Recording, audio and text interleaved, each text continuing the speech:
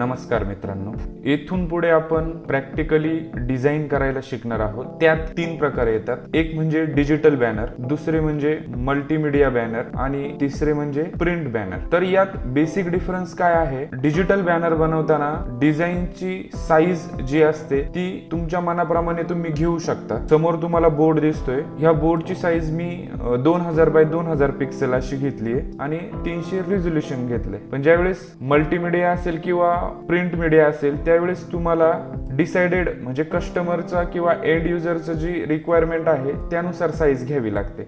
आता हा जो बॅनर दिसतोय हा फ्लेक्स प्रिंटिंग साठी बॅनर बनवला होता. तर त्यात तुम्हाला दिसेल 12 बाय 8 ची ही साईज आहे. तर त्या साईज मध्येच आपल्याला व्यवस्थित सगळ्या गोष्टी व्यवस्थित बसवाव्या लागतात, कंपोज कराव्या लागतात. त्यानंतर तिसरी गोष्ट आहे मल्टीमीडिया. आता मल्टीमीडिया म्हणजे काय की फिल्म असेल, शॉर्ट फिल्म्स असतील, डिजिटली जे काही प्लॅटफॉर्म्स असतील त्यांना इंट्रोड्यूस करणारे जे बॅनर्स असतात ते मल्टीमीडिया असं मी त्याला कॅटेगराईज केलंय. तिथेही तुम्हाला साईज रिकमेंडेड असते.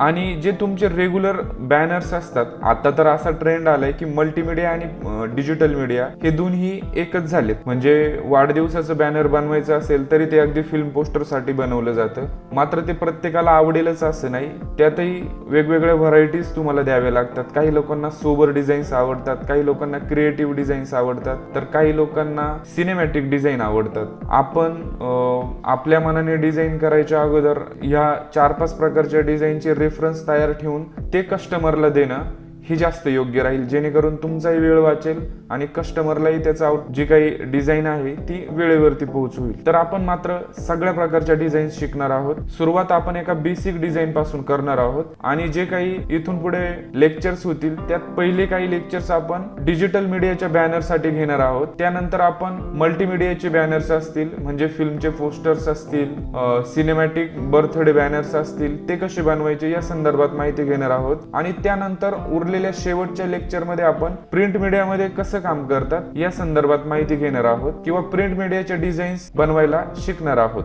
तर चला मित्रांनो, सुरू करूया. आपण आपला पहिला बॅनर आपण गणेश चतुर्थीचा बॅनर करतोय. आता डिजिटल मीडियावरती काम करताना एक गोष्ट लक्षात घ्यायची आहे की तुमचा बॅनर मोबाईल, वेगवेगळे प्लॅटफॉर्म्स असतील, सोशल मीडिया असेल, या सर्वांवरती कुठेही कट न होता व्यवस्थित दिसला पाहिजे. तर त्याच्यासाठी सध्या स्क्वेअरची साईज जास्त कम्फर्टेबल आणि युजेबल असेल. त्यामुळे मी काय करतोय, इथे पिक्सल मध्ये घेतोय आणि ही जी साईज आहे ती 2000 बाय 2000 अशी पिक्सल मध्ये घेतोय. ओके करतोय. आता माझ्या पुढे नवीन बॅनर तयार झाला. याची इमेज साईज जर तुम्ही बघाल तर पिक्सल मध्ये इथे इंचामध्ये इथे मी पिक्सल मध्ये करतोय 2000 बाय 2000 आणि रिझोल्युशन 300 ठेवलंय मी. ओके करतोय. आता आपण काय करूया, संकष्टी चतुर्थीचा एक बॅनर बनवायला घेऊया. लॉक काढतोय मी. सुरुवातीला मला एक बॅकग्राऊंडला कलर टाकायचा आहे, तो कलर मी टाकून घेतोय. एक स्किन कलर मला टाकायचा आहे. मात्र हे सगळं करत असताना नेहमी लक्षात घ्या की नवीन लेअर वरती तुम्हाला काम करायचंय.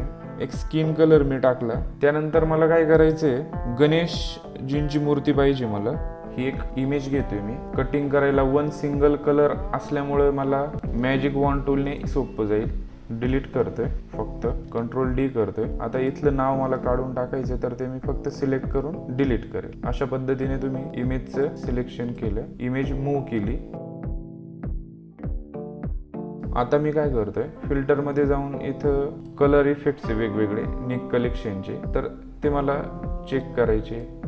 हे वेगवेगळे इफेक्ट्स आहे, मला त्यातला जो व्यवस्थित वाटतोय तो मी चेक करून घेतोय. फिल्म इफेक्ट वरती क्लिक करून मी त्यातला कॉन्ट्रास्ट वगैरे थोडासा वाढवतोय.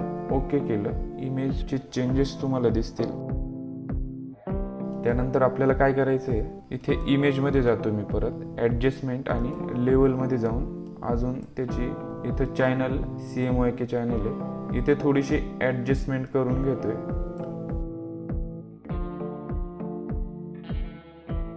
आता हा फरक तुम्हाला जाणवेल कशा पद्धतीने फरक आहे. खालची लेअर मी हाईड करतोय. ह्या इमेजला मी Ctrl+T केलं, शिफ्ट दाबून ठेवलं, इमेजला छोटं केलं, राईट क्लिक केलं, रॅप केलं, थोडंसं डायमेन्शनल चेंजेस करतोय मी त्या, एंटर केलं. आता तुम्हाला काय करायचंय की एक स्काय घ्यायचंय. स्कायची इमेज डाउनलोड करून घेतल्यानंतर तिला आपल्याला बॅकग्राऊंड मध्ये मर्ज करायचंय. इमेज डाउनलोड केली मी. आता मी काय करतोय, इमेज ओपन केली. यात आपण इमेज यात घेतली, कंट्रोल टीने तिला छोटं केलं. अशा पद्धतीने तिला कंपोज केलं. आता काय करायचंय, इरेझरने ती व्यवस्थित वरच्या बाजूने इरेज करून घ्यायची. लेयर प्रॉपर सिलेक्टेड आहे का नाही ते बघायचं.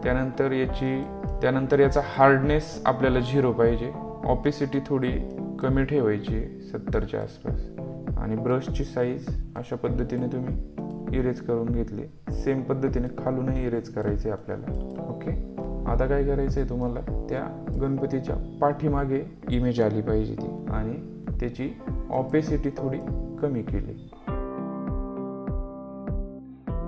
थोडंसं मॅनेजमेंट करून घेतलं. त्यानंतर आपल्याला काय करायचं आहे, अजून एक लेअर घ्यायची आहे जिथं बॅकग्राऊंडचा जो कलर आहे तो अजून थोडासा डार्क असला पाहिजे.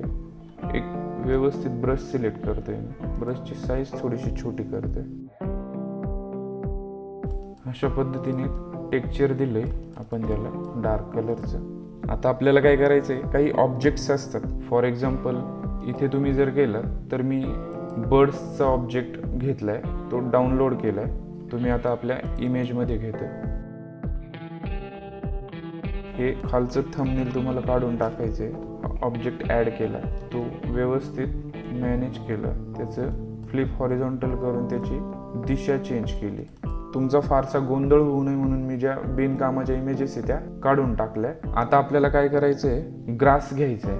हे वेगवेगळे ग्रास आहे. ग्रास तुम्ही डाउनलोड करू शकता किंवा तुम्ही स्वतःही तयार करू शकता. परत एक नवीन लेअर आपण घेतोय. ती लेअर या आत्ता जो कलर गेला आपण त्याच्या वरती पाहिजे आपल्याला. मी डाउनलोड केलेला ग्रास घेतोय. ब्रशही आहे आपल्याकडे, त्या ब्रशच्या माध्यमातून तुम्ही त्याचा वापर करू शकता. कंट्रोल टीने व्यवस्थित मॅनेज करतोय आपण.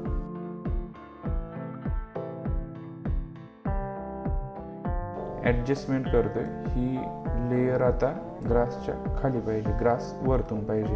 आता आपल्याला काय करायचंय, व्यवस्थित दिसण्यासाठी इरेझरने खालून थोडंसं इरेज करायचंय,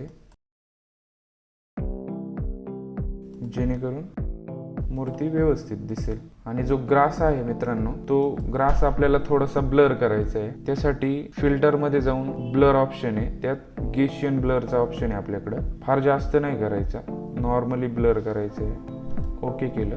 आता मी काय करतोय, ती थोडंसं वरती घेतोय अशा पद्धतीने आणि परत एकदा त्याला ब्लर करतोय. खाली आपण जी पट्टी सोडली, ती जे काही तुमचे कस्टमर्स वगैरे कुणी असेल त्यांची नावं टाकण्यासाठी ही पट्टी तुम्हाला वापरायची आहे. एक नवीन लेअर घेऊन मी ती व्हाईट कलरची पट्टी देतोय. त्यात तुम्ही व्हाईट कलर टाकू शकता. अशा पद्धतीने त्याच्यावरती टायपोग्राफी करू शकता. एकदम सिंपल पद्धतीने आपण हा बॅनर केलाय. आता आपण काय करायचंय, फक्त टायपोग्राफी ॲड करायची आहे. आणि वाटलं तर गणपतीच्या मागे थोडासा लाईट वगैरे आपण ॲड करू शकतो. माझ्याकडं रेडी काही बॅनरमध्ये त्याची लाईट्स आहे. तुम्ही बघितलं तर हा पाठीमागं घ्यायचा आहे आपल्याला लाईट. त्याला कंट्रोल टी करतोय मी आणि थोडासा मोठा करतोय. आता आपल्याला काय करायचंय, हे कलर वेगवेगळे ट्राय करून बघायचे. कुठला ब्लेंडिंग यात व्यवस्थित दिसतोय त्याप्रमाणे आपण तो ठेवणार आहे. ओव्हरलेचा ब्लेंडिंग एक व्यवस्थित वाटतोय, तरी पण एकदा आपण बाकीचे ब्लेंडिंग चेक करूया. मला ओव्हरलेचा ब्लेंडिंग इथं व्यवस्थित वाटतोय म्हणून मी ओव्हरलेचा ब्लेंडिंग ठेवतोय. हा ब्लेंडिंग मला योग्य वाटतोय. आता फक्त राहिली टायपोग्राफी. एकदम सिंपल, सोबर, सिनेमॅटिक बॅनर तुमच्या समोर दिसतोय. आता टायपोग्राफी आपण घेऊया. मी काय करतोय, माझ्याकडं रेडी आहे टायपोग्राफी. फार काही करायची गरज नाही, ती वरती पाहिजे. ही मी ॲडजस्ट केली इथे. त्यानंतर त्यांचा कस्टमरचा लोगो आहे, तो लोगो ॲड केला. साईज थोडीशी छोटी घेतली, साईज छोटी केली त्याची.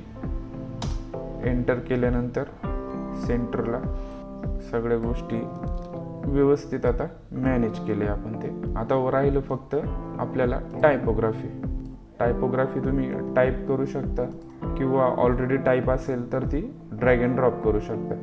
माझ्याकडे ऑलरेडी टाईप आहे त्यामुळे मी ड्रॅग अँड ड्रॉप करतोय. इथं त्याचा कलर मी चेंज केला ओव्हरले करून Ctrl+T करतोय.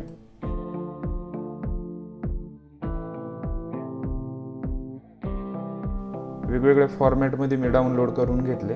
तुमच्याकडे काही फॉन्ट्स असतील तुम्ही ते कॅलिग्राफी फॉन्टही तिथं वापरू शकता. डाउनलोड केलेल्या फाईल मी इन करतोय. त्याची साईज तिथं प्रॉपर मॅच करून घेतोय. कुठेही रॉकेट सायन्स नाही आहे. तुमची जी क्रिएटिव्हिटी की तुमच्या डोक्यात त्या गोष्टी आल्या पाहिजे तर त्या पद्धतीनं तुम्ही इथं अरेंजमेंट करू शकता. आता हे फारसं व्यवस्थित दिसत नाही आहे त्यामुळे मी काय करतोय, दुसरा मी एक ट्राय करतोय. हे नाव घेतोय मी. इथे लाईट हलते तिला तुम्ही लॉक करून ठेवा. आता नाव तुम्हाला प्रॉपर दिसेल. जे आधीचं नाव आहे ते आपल्याला इथून हाईड करायचे आहे. गणेश चतुर्थी ही रेडी PNG आहे माझ्याकडं. तिला कॉम्प्रेस करताना शिफ्ट दाबून ठेवायचं म्हणजे सगळ्या बाजूने ती व्यवस्थित छोटी होईल. तर अशा पद्धतीने आपण हे तयार केले बॅनर. आता काय करायचं आहे की हा जो कलर आहे हा मला त्याच्यावरती ग्रॅडियंट टाकायचं आहे. तर मी इथं ग्रॅडियंटमध्ये जाऊन अजून वेगवेगळे ग्रॅडियंट ट्राय करू शकतो की कुठला व्यवस्थित दिसतोय, कुठला इलिगंट दिसतोय. हा मला व्यवस्थित वाटतोय. इथं लाईट हललेली ती लाईट प्रॉपर मॅनेज करून घ्यायची आपल्याला. त्या लाईटचा आणखी एक डुप्लिकेट मी घेतला जेणेकरून लाईट डार्क दिसेल. आता काय करतोय, परत एक डुप्लिकेट करतोय आणि ती इकडे गणेश चतुर्थीच्या तिथे वापरतोय. आता तिथे एक वेगळा प्रॉपर इफेक्ट आला. तर अशा पद्धतीने तुम्ही अगदी सिंपल पद्धतीत डिजिटल बॅनर करू शकता. फार काही गोष्टी करायच्या गरज नसतात. नेटवरती जे काही इनपुट्स भेटतात त्या इनपुट्सचा क्रिएटिव्हली वापर तुम्हाला करता आला पाहिजे. सहजपणे तुम्ही अगदी बॅनर बनवू शकता. मग ते डिजिटल असेल, प्रिंट असेल, कुठलेही बॅनर असेल. आपण पुढे अजूनही काही ॲडव्हान्स लेवलवरती घेणार आहोत. बेसिकमध्ये तुम्ही एवढ्या सिम्प्लिफाईड पद्धतीने बॅनर बनवू शकता. धन्यवाद.